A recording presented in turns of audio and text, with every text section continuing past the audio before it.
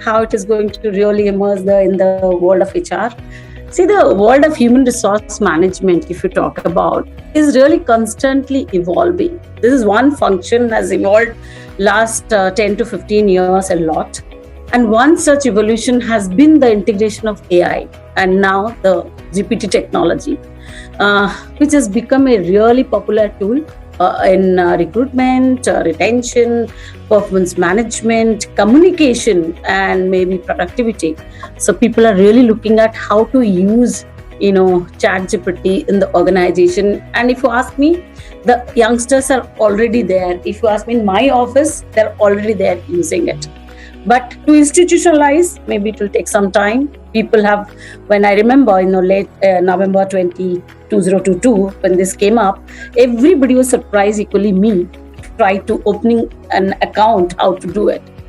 So ChatGPT is actually a revolutionary tool for all of us, and the HR colleagues also will agree with me that it can help our function to streamline a lot of stuff. That's my belief. Okay. So the introduction of ChatGPT in the HR management can bring, of course, lots of benefits. I understand that. In fact, just before our conversation, our panel, we were just having a conversation, and few of us immediately agreed, yes, how it can be really good to the work, and what are the effects also, what are the negative things about, which will come later. But it's a chatbot, right? That stimulates human dialogue, in fact, to answer complex questions. That is what I understand about ChatGPT. This also provides little support, and even somebody says it can make sales. I really do not know that part, but I know it really answers your complex questions, and it answers you like human-like answers. So it also caters to all kind of communication, and maybe our strategy, onboarding new hires or automating the repetitive task. Share an interesting thing that I read about ChatGPT. So, now that it is launched, you also mentioned it was launched in November 22. So, many universities have started doing trials of it. That if this ChatGPT were to be a student, and if this were to take our exam, how much will it score? So, two such universities in the United States have done this. And University of Minnesota, they have done a graduate, so they've made ChatGPT a graduate student, and ChatGPT could score C-, which is not a very good thing to score. And similarly, University of Pennsylvania has also done a similar thing, and they could kind of get E- to B scores in the exams that they would do for their graduate students. So, all these kind of studies are going, and we don't know what the future of ChatGPT is. It's a very novel concept, so to say, and we're all kind of evolving with it. But in the post-COVID world, I mean, all my HR colleagues here would agree that those 2 years that we have kind of largely virtually worked has maybe increased the need of such a platform in our lives. Pre-COVID, everything was with human intervention. But now, like this panel, I'm sure if it was a pre-COVID, we would have met somewhere and it would have been a grand gala event. But here we are virtually sharing our thoughts. So I think the evolution is a must. And like what Neeraj said, that we're all in for technology, and we're all administrators and advocates of technology. But we also need to see that is technology killing I would say, the creativity in us or the mind application? Can a bot take over a human mind while it's built by a human mind? But can it take over our thoughts? Can it replace the human emotion? These are certain things that we would have to kind of see as we move ahead. I think for me, as you've been mentioning, Nivita, the ability to actually produce something like a human-like and giving responses very much human-like and very, very accurate to a vast range of questions. Why ChatGPT became such a fastest growing and unique app of all the time, right? Reaching almost 100 million users in only 2 months of its launch. Yes. The fact that it can generate essays and articles and poetry has also added to its appeal, but also controversies, especially in the areas like education. I think just before we started, you were talking, and we were talking about how it is actually impacting students. But yes, so that's something we can discuss at a later point of time. But talking about its uniqueness, I think because it has been trained on a vast amount of text covering a huge range of subjects, so its possibilities are nearly endless. So if you ask me, I think the way I have used it, I feel that it can do everything. But yes, I think Anusha made it very clear that definitely can't take the human touch. But I think what has happened in its very early days right now, people have discovered how to use it in terms of the app. So I think there are two ways of looking at dividing how it actually helps the as an AI helper, basically in the natural language task and the coding assistant. So natural language task, as we mentioned, about writing, generating essays, articles, poetry. It can also help you in translations. It can help you learn a new language altogether.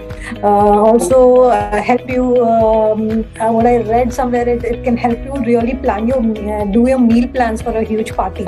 So you just have to let it know what are the ingredients available in your refrigerator and how many people you want to serve. So yeah, it will be giving you the impressive ideas there. But coming to the basic of how it actually helps in coding assistance and productivity tasks, I think its ability to create code from natural speech is what makes it very, very powerful ally for the coders, both new and experienced coders, because people who aren't familiar with a particular language, I think it's one of the biggest allies. And also, if you really want to troubleshoot an existing code or write a new code using a language which you're not familiar, it definitely goes miles there.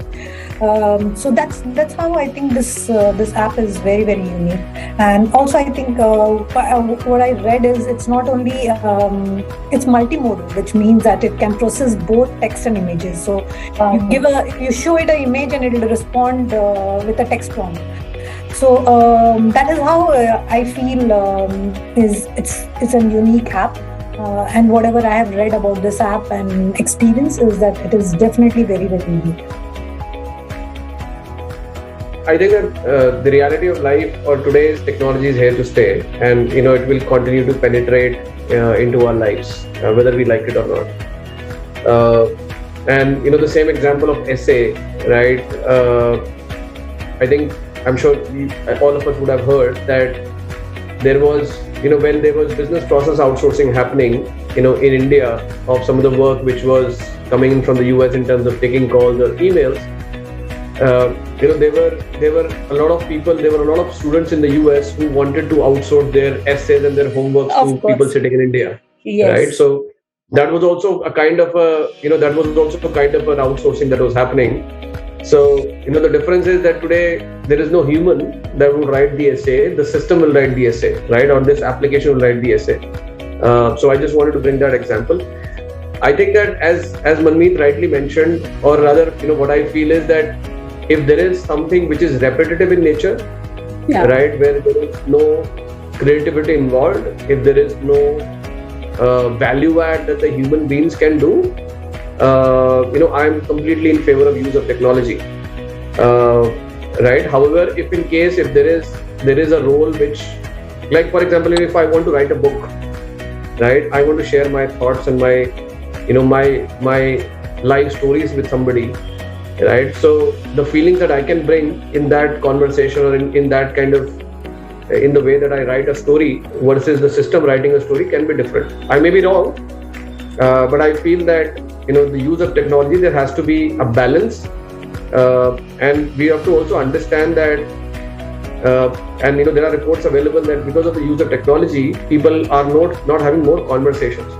Like for example, people earlier used to, if there was somebody's birthday, people used to pick up the phone or visit them. Now it is as simple as sending a WhatsApp message, right? I may have 1,000 people as friends on my Facebook, but they have no clue who I am as a person or what is going on in my life. So that's the balance that one needs to know and create, that how much do you use technology, right? Or if somebody is sitting on Instagram, and at times I am also the culprit, that it is so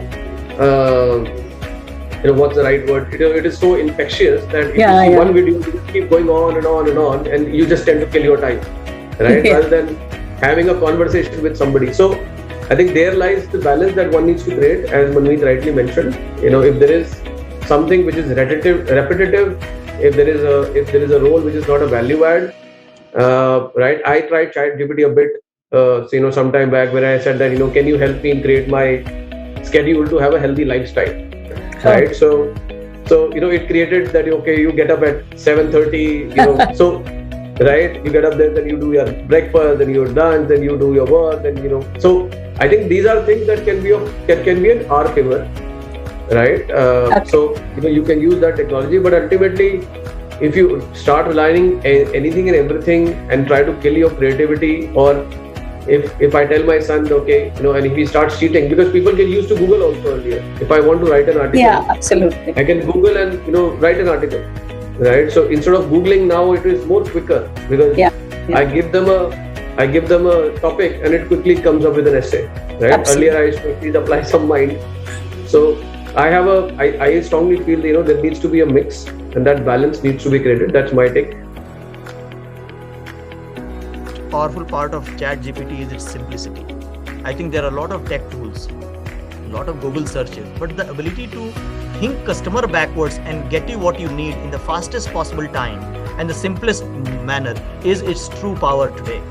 I have been thinking over the last several months to pen some of my thoughts and create some articles, which many of my external partners have sought from time to time, and some I get to do, but it's at a very slow pace. I don't find time in a busy schedule. So this weekend I had the time to put my thoughts in ChatGPT, put out and saying on topic X, culture I picked, for example, and I wrote out my thoughts first as to what I believe in and why do I believe it. They are fragmented thoughts, but nice cohesive set of elements there.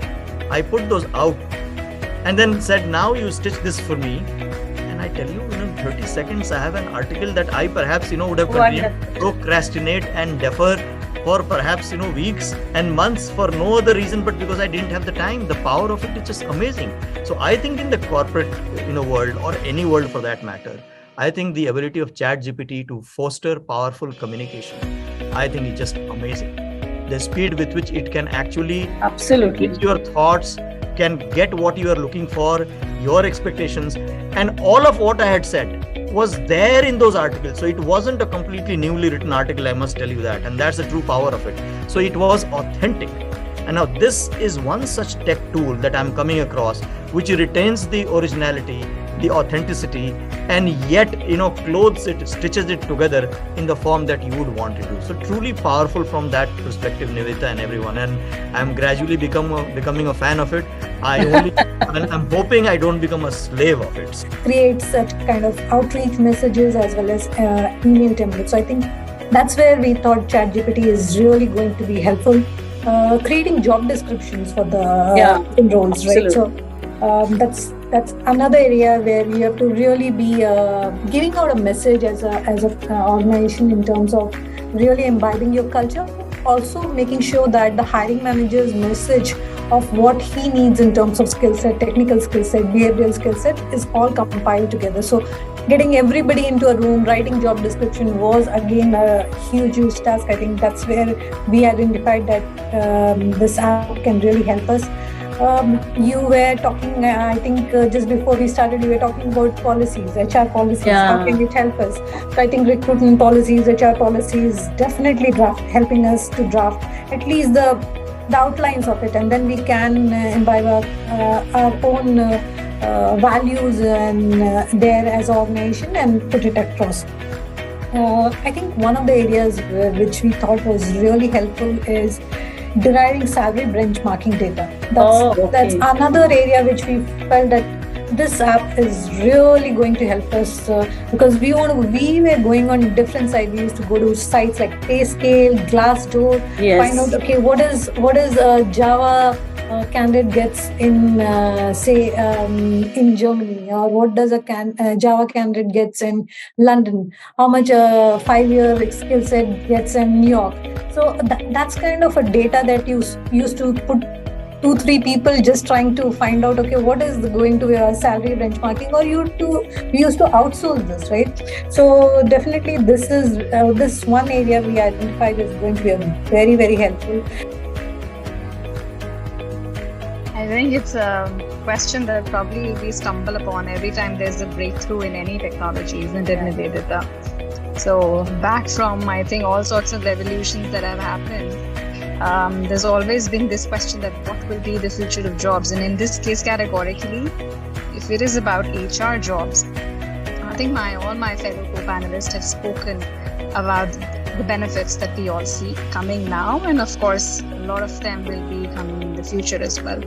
Yes, I think we probably have to see this question from a different lens, in my opinion. From all the wonderful things that I hear about ChatGPT and any other generative technology such as that, it's acting as a facilitator, right? It is helping us in our jobs. It is helping us become not just more productive, but also at the same time become more creative, focus our time in the right tasks.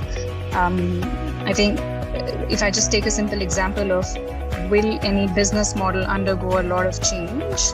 Yes, and if business changes, HR is just a function that needs to parallelly change with that as well. So there might be changes that are required, but if it comes along the lines of becoming more sharper in our jobs, focusing at the right places, we need to, of course, look at ChatGPT from that lens.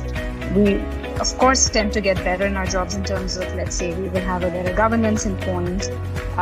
We will reduce repetitive tasks. So there is efficiency gains as well that come from that, but also comes a lot of gains in the skill set. So there is always pros and cons to any situation.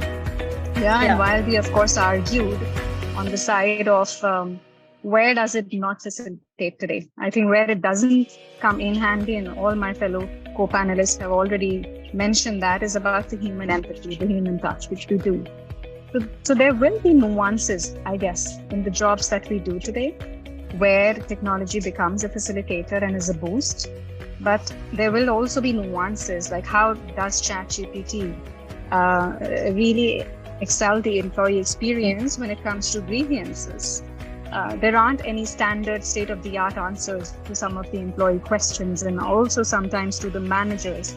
How do you basically enable and coach leaders? I think there aren't any standard state-of-the-art questions and answers. It's not a template. It's always depending on a situation, right?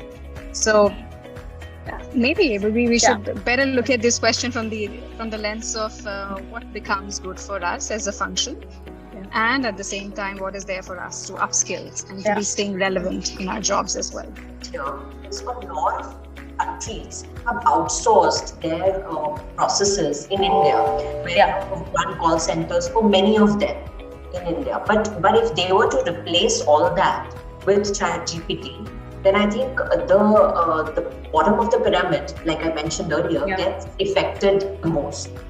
And when we are housed to so many outsourced ventures of organizations across the world, it will impact our employment ratios in a much larger way than it would to any other country.